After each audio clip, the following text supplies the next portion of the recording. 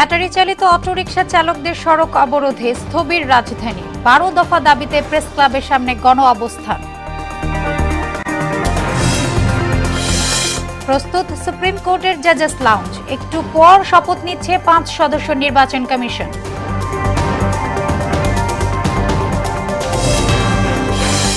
মূল্যস্ফীতির সঙ্গে যুদ্ধ করে ক্লান্ত মানুষ, সংসার চালাতে হিমশিম অবস্থা। সিন্ডিকেটের দৌরাত্ম্য বন্ধে ব্যবস্থার তাগিদ কৃষিবিদদের। এবং ঝালকাঠিতে বিষখালী নদীর ভাঙনে বিলীন বসতঘর, শিক্ষা প্রতিষ্ঠান। ঝুঁকিতে মসজিদ, মাদ্রাসা, নির্ঘুম রাত কাটাচ্ছে বাসিন্দা।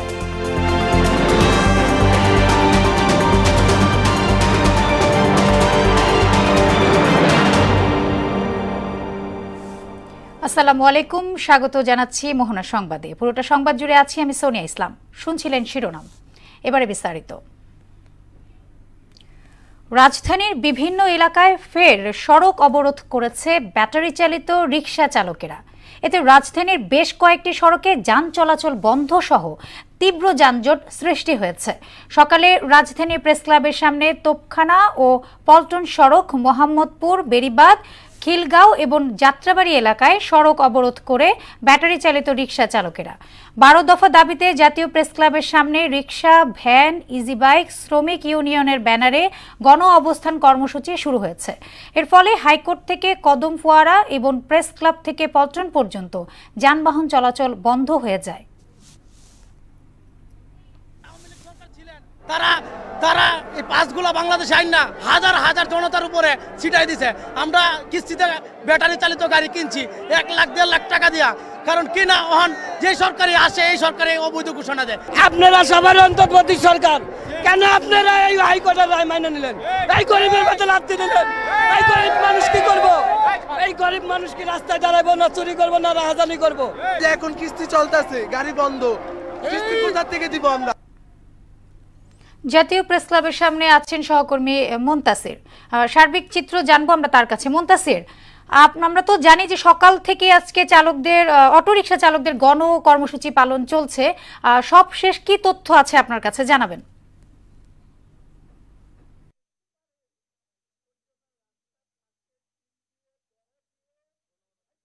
যেমনটি বলছিলাম যে আসলে এই যে প্রেস ক্লাবের সামনে কিন্তু আসলে তারা আজকে মানববন্ধন কর্মসূচি পালন করছেন এবং তারা কিন্তু আসলে এক পর্যায়ে জানিয়েছেন আমাদেরকে যে তাদের যে কর্মসূচি এটি কিন্তু আগামীকালকে আরো বেশি আকারে ধারণ করবে। এবং আমরা হয়তো বা আপনাদেরকে জানার চেষ্টা করবো, একটু আগে কিন্তু তাদের যে সমন্বয়ক তিনি কিন্তু আসলে কথাগুলো বলছেন এবং আমরা আপনাদেরকে শোনানোর চেষ্টা করছি যে আসলে তিনি কি বলছেন। সংখ্যায় কম আর বাঙালিরা সংখ্যায় বেশি। আমাদের বাঙালির ন্যায্য হিস্সা দিতে হবে। তারা ন্যায্য হিস্সা দেয় নাই, আমরা দেশ স্বাধীন করেছি। তাহলে পরে একই যুক্তিতে আমি যদি বলি যে তোমাদের দরভাগ নিয়ে তোমরা যাও, দরকার হলে তোমাদেরকে চাঁদে পাঠিয়ে দিব, কিন্তু ঢাকা শহরে 90% 95% গরিব মধ্যবিত্ত এই ঢাকা শহর তাদেরই থাকবে।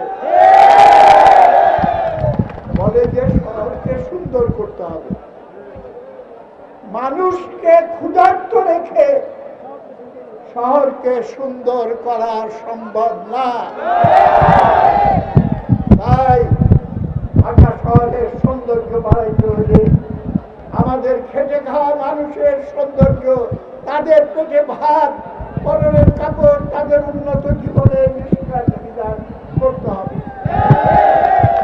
আপনারা এখানে যারা আছেন তারা একসময় গ্রাম থেকেই শহরে বাধ্য হয়ে আসছে নাকি? গ্রামে কাজ নাই, ফসলের দাম নাই, অভাব অনটনে জীবিকার জন্য আপনারা ঢাকা আসছেন। আমি ক্ষেত মজুরদের নিয়ে সংগ্রাম করতাম। সেই ক্ষেত মজুরদের সম্পর্কে আমি বলতাম, ভর্তার নিচে তরকারি হয় না, বেঞ্চির নিচে কাপড় হয় না, সেরকম ক্ষেত মজুরের নিচে মানুষ হয় না। না বাঁচতে পারে বাধ্য হয়ে ঢাকায় আসে এবং কিছু ইনকাম করে তারা বিদেশে চলে যেতে চায়। হাসিনা যখন প্রধানমন্ত্রী ছিল আমার সঙ্গে একটা বাহাস হয়েছিল।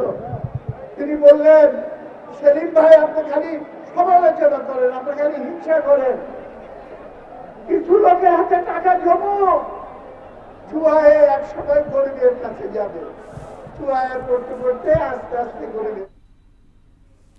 নবগঠিত নির্বাচন কমিশন শপথ নিচ্ছে আজ। জাজেস লাউঞ্জে দুপুরে শপথ বাক্য পাঠ করাবেন প্রধান বিচারপতি সৈয়দ রেফাত আহমেদ। এর মাধ্যমে আনুষ্ঠানিকভাবে যাত্রা শুরু করতে যাচ্ছে নির্বাচনী ট্রেন। রাজনৈতিক বিশ্লেষকদের মতে দীর্ঘদিন ধরে অনুপস্থিত ভোটের অধিকার ফিরিয়ে আনাই হবে নতুন ইসির বড় চ্যালেঞ্জ। জাজেস লাউঞ্জের সামনে আমাদের সহকর্মী মনিরুল ইসলাম আছেন, সে জানাবে আজকে শপথ অনুষ্ঠানের আয়োজনের সব খবর। মনির, জাজেস লাউঞ্জে আজ তো নতুন নির্বাচন কমিশনের শপথ নিয়ে হচ্ছে অংশগ্রহণ অনুষ্ঠান হবে, সেখানকার সবশেষ তথ্য কি আছে আপনার কাছে?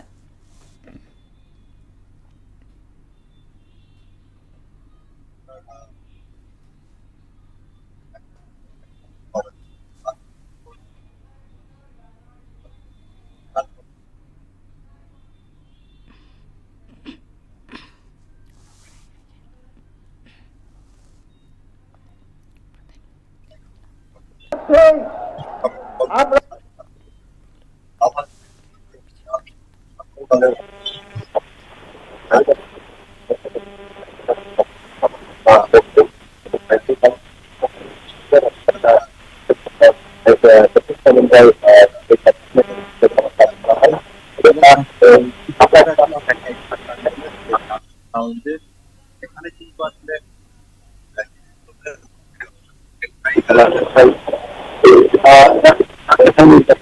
আসলে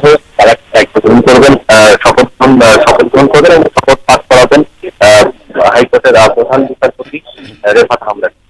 অর্থাৎ যে প্রধান নির্বাচন কমিশনার AMM তাসকিন সহ আরো 3-4 সদস্য আছেন, তারা সবাই কিন্তু আজকে শপথ পাঠ করার মধ্য দিয়ে তারা আজকে শপথ গ্রহণ করার পরে আজকে চেয়ারে বসেন এবং আজ থেকে কিন্তু তাদের মেয়াদ 5 বছর।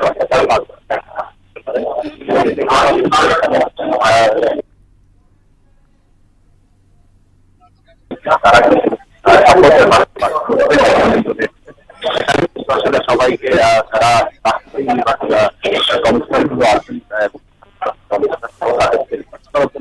এখানে আইন শৃঙ্খলা। সাবেক প্রধান বিচারপতি রুহুল আমিনের মৃত্যুতে তার প্রতি সম্মান জানিয়ে আজ সুপ্রিম কোর্টের আপিল ও হাইকোর্ট বিভাগের বিচার কাজ বন্ধ থাকবে। তবে সুপ্রিম কোর্টের রেজিস্ট্রি ভবনের প্রশাসনিক কাজ চলবে। সকালে সুপ্রিম কোর্ট প্রশাসন থেকে তথ্য জানানো হয়েছে। ভোর 4:30টার দিকে রাজধানীর সম্মিলিত সামরিক হাসপাতালে চিকিৎসাধীন অবস্থায় মারা যান দেশের 15তম প্রধান বিচারপতি। তিনি স্ত্রী, 2 কন্যা সহ অসংখ্য গুণগ্রাহী রেখে গেছেন। বিচারপতি রুহুল আমিনের মৃত্যুতে শোক জানিয়েছেন প্রধান বিচারপতি সৈয়দ রেফাত আহমেদ।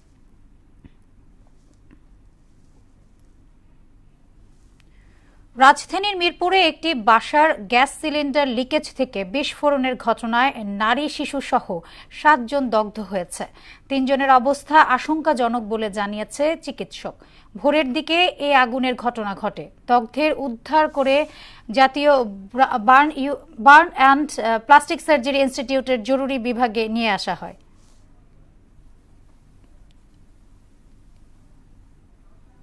একজন রোগী স্টেবল আছে, যার 6% পুড়ে গিয়েছে, শাহজাহান, ওনাকে আমরা ওয়ার্ডে দিচ্ছি। বাকি 3 জন হচ্ছে একজনের আপনার 95%, আর একজনের হচ্ছে 20% এবং আরেকজনের 14%। সবারই শ্বাসনালী পুড়েছে, যার জন্য ওনাদের 3 জনকে আমরা SDU-তে দিচ্ছি, আর বাকি 3 জনকে আমরা ICU-তে দিচ্ছি। অলরেডি একজন ICU-তে আমরা পাঠিয়েছি, বাকি 2 জন প্রক্রিয়াধীন আছে। জাতীয় বার্ন ইনস্টিটিউটের সামনে আছে সহকর্মী কাজী পাপ্পু, দগ্ধদের আসলে সবশেষ খবর কি আছে আপনার কাছে, বা চিকিৎসকে কি বলছে?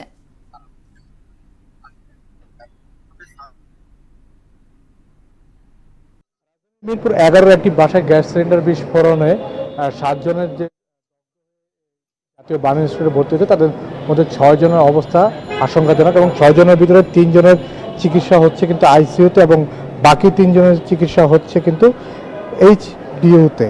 চিকিৎসাধীন রয়েছে। জাতীয় বার্ন প্লাস্টিক সার্জারি ইনস্টিটিউটের আবাসিক চিকিৎসক মোহাম্মদ শাওন বিন রহমান জানান, ভোর 4:30টার দিকে 7 জনকে আনা হয় বার্ন ইনস্টিটিউটে। এই 7 জনের মধ্যে রুমা নামের এক নারী এবং আবদুল্লাহ ও মোহাম্মদ নামের 2 শিশুর চিকিৎসা চলছে আইসিইউতে। রুমার শ্বাসনালীর 20%, আবদুল্লাহর 38% ও মোহাম্মদের 35% পুড়ে গেছে। আর এসডিউতে চিকিৎসাধীন খলিলের পুরো শরীরের 95% কিন্তু পুড়ে গেছে। স্বপ্নার 14 এবং 4 বছরের শিশু ইসমাইলের শরীরের 20% পুড়ে গেছে। আশঙ্কামুক্ত আছেন স্বপ্নার স্বামী শাহজাহান। এই 7 জনের মধ্যে খলিল রুমার দম্পতির 2 সন্তানও রয়েছে। তো এই ছিল সোনিয়া আমার কাছে সর্বশেষ জাতীয় বার্ন ইনস্টিটিউট থেকে। পাপু, আপনাকে ধন্যবাদ। মূল্যস্ফীতির সঙ্গে যুদ্ধ করে করে ক্লান্ত মানুষ। ভোক্তার ব্যয় বেড়ে গেছে 10%, বিপরীতে আয় বেড়েছে 8%। কারো উপরে ঋণের বোঝা, আবার কেউ ধার দেনা করে টিকে থাকার চেষ্টা করছেন। এতেই বোঝা যায় বাজার সিন্ডিকেটের দৌরাত্ম্য কতখানি। কৃষিবিদরা বলছেন, মধ্যস্বত্বভোগের দৌরাত্ম্য থামানো না গেলে বাজার নিয়ন্ত্রণ করা সম্ভব নয়। উষা ফেরদৌসের বিশেষ প্রতিবেদন। 2022 সাল থেকেই দেশে মূল্যস্ফীতির থাবা। এতে কেবল নিম্ন আয়ের মানুষই না, কঠিন পরিস্থিতির মুখোমুখি হয় মধ্যবিত্তরাও। তার উপর বর্তমানে কয়েক দফা মূল্য বৃদ্ধিতে দিশেহারা তারা। মাছ, মাংস, তরি তরকারি আমাদের না বিশ্বাস। আমাদের দেখা যাচ্ছে বেতন 1 মাসের জন্য দিচ্ছে, আগে হয়তো 1 মাস পরে শেষ, এখন 7 তারিখে বেতন শেষ। 80 টাকা আলু কিনে তো মানুষ বাঁচবে না, সাধারণ মানুষ তো একটু ডাল ভাত খেয়ে বেঁচে থাকবে, এটাই তো নিয়ম। কিন্তু সেটা তো হচ্ছে না, খুব কষ্ট হচ্ছে, সবারই কষ্ট হচ্ছে। 7টি নিত্যপণ্যের ওপর শুল্ক হ্রাস করায় 2000 কোটি টাকা সরকারকে ছাড় দিতে হচ্ছে। যদিও শুল্ক হ্রাসের কোনো সুবিধাই পাচ্ছে না জনগণ, কারণ বাজার এর কোনো প্রভাব নেই। 1000 টাকা নিয়ে বাজার আসলে ঠিকমতো সবজি কিনে আপনি অন্য কোনো বাজার করতেই পারবেন না। আপনি ইলিশ হয়েছে 2200 টাকা কেজি, সিমড়ি হয়েছে 1600 টাকা কেজি, মুরগি হয়েছে মনে করেন 550-600 টাকা কেজি। সম্প্রতি বাংলাদেশ ব্যাংকের এক প্রতিবেদন মতে মানুষের আয়ের চেয়ে ব্যয় 2% বেড়েছে, ফলে ভোক্তার ক্রয় ক্ষমতা কমেছে। কৃষকের যেমন ইনপুট কস্টটাকে আমাদের কমাতে হবে অত ভর্তুকি দিয়ে, ঠিক তেমনই ভাবে আমাদের মার্কেটিং সিস্টেমটা খুব ডেভেলপ করতে হবে। মার্কেটিং সিস্টেম, কৃষক প্রোডাকশন করলো, সেটা মার্কেটে বেশ কয়েকটা হাত বদলের মাধ্যমে কিন্তু মার্কেটে যায়। এই হাত বদলের কারণে কিন্তু কৃষক সস্তায় বিক্রি করে দিচ্ছে এবং আমরা যারা ক্রেতা আছি তারা কিন্তু বেশি দামে কিনছি। আমার কাছে মনে হয় যে আমরা যদি এই হাত বদলের সংখ্যাটা, মানে মিডলম্যানের সংখ্যাটা যদি আমরা কমিয়ে দিতে পারি কোনোভাবে, এটা টেকনোলজি, এখন অনেক কিছু টেকনোলজি বের হয়েছে, টেকনোলজি বেসড হতে পারে, অথবা আমরা সেভাবে ইন্ডাস্ট্রিয়ালাইজেশন করতে পারি যে এই প্রোডাক্টগুলো কৃষকের মাঠ থেকে সরাসরি বিভিন্ন শপে চলে যাবে, সেখান থেকে কাস্টমারের কাছে যাবে। আর বিবিএসের তথ্য মতে দেশে 4,10,00,000 পরিবারের মধ্যে 26% পরিবার তাদের মৌলিক চাহিদা মেটাতে ঋণ করে চলেছে। গরিব ক্রেতা, যারা ক্রেতা অথবা উৎপাদনশীল যারা আছে, তারা কিন্তু কখনোই লাভবান হচ্ছে না। লাভবান হচ্ছে যারা বিজনেস করছে, বড় বড় বিজনেস যারা করছে। উষা ফেরদৌস, মোহনা সংবাদ, ঢাকা। একটা প্ল্যান দাও। ঝালকাঠিতে ভাঙছে বেশখালী নদীর তীর। এর মধ্যে বিলীন হয়ে গেছে স্কুল, দোকানপাট ও বসতঘর। ভাঙনের ঝুঁকিতে রয়েছে মসজিদ, মাদ্রাসা সহ ব্যবসা প্রতিষ্ঠান। তাতে নির্ঘুম রাত কাটছে এলাকার বাসিন্দাদের। যদিও ভাঙন রোধে পদক্ষেপ নেওয়ার আশ্বাস দিয়েছে পানি উন্নয়ন বোর্ড। রুহুল আমিন রুবেলের প্রতিবেদন, জানাচ্ছেন আফরিন পপি। ঝালকাঠির রাজাবাজারের বিষখালী নদীর তীরে অবস্থিত বাদুরতলা বাজার ভাঙনে কয়েক দফায় স্থানান্তরিত করা হলেও রক্ষা করা যাচ্ছে না বাজারটি। ইতিমধ্যে ভাঙনে বিলীন হয়ে গেছে বড়ইয়া, মঠবাড়ি, পুখরিজানা এবং বাদুরতলা স্কুল, বাজার ও বসতবাড়ি সহ নানা স্থাপনা।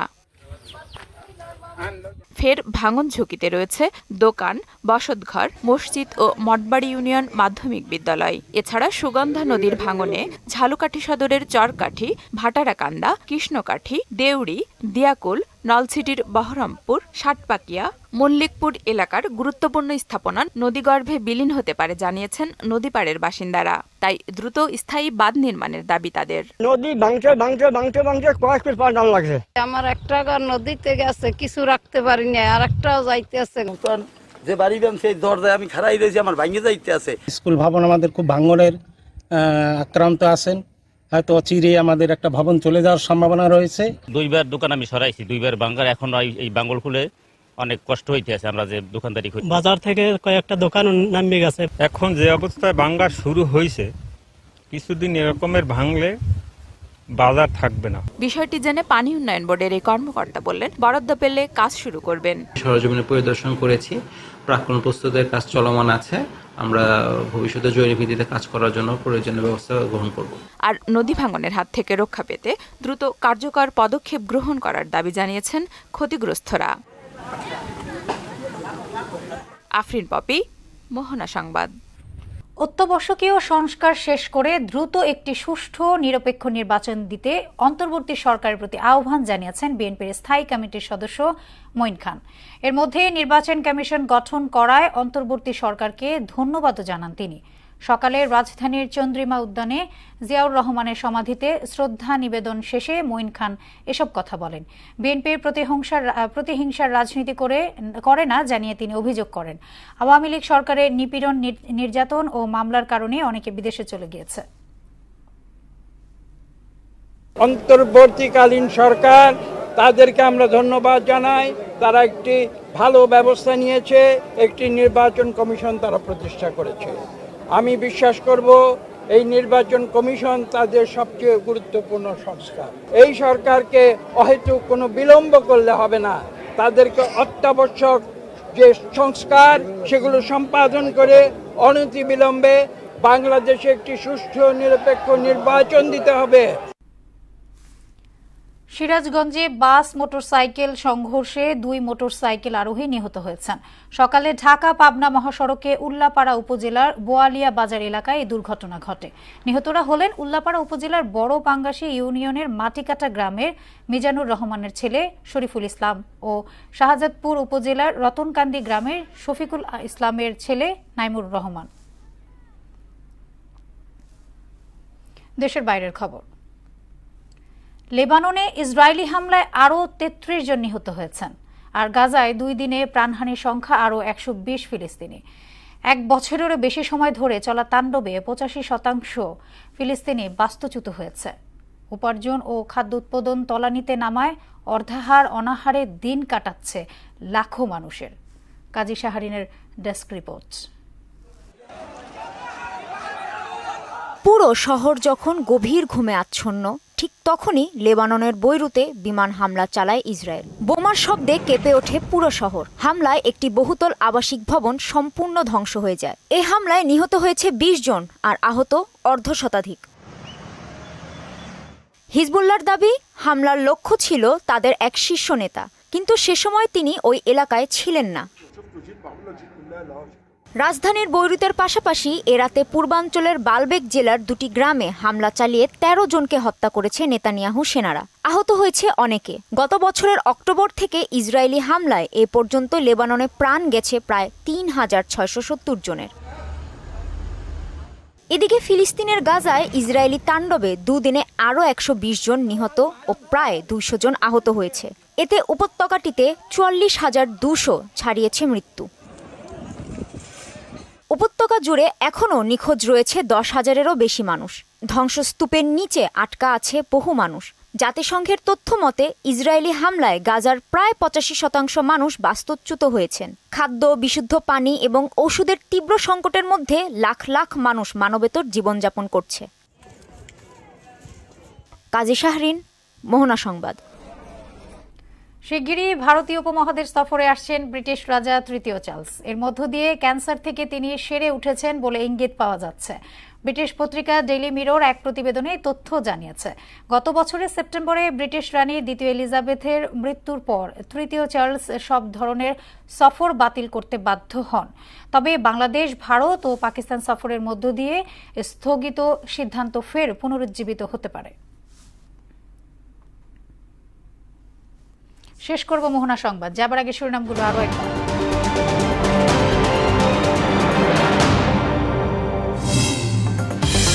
ব্যাটারি চালিত অটোরিকশা চালকদের সড়ক অবরোধে স্থবির রাজধানী। 12 দফা দাবিতে প্রেস ক্লাবের সামনে গণ অবস্থান। প্রস্তুত সুপ্রিম কোর্টের জাজেস লাউঞ্জ। একটু পর শপথ নিচ্ছে 5 সদস্য নির্বাচন কমিশন।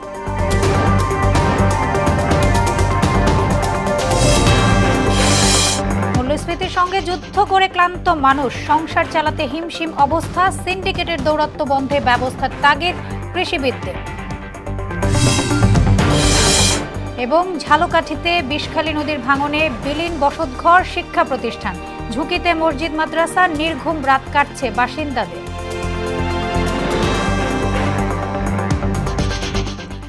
এই ছিল মোহনা সংবাদে। পরবর্তী সংবাদ বিকেল 5:30টায়। এর আগে সংবাদ এক নজর দেখবেন বেলা 3টায়।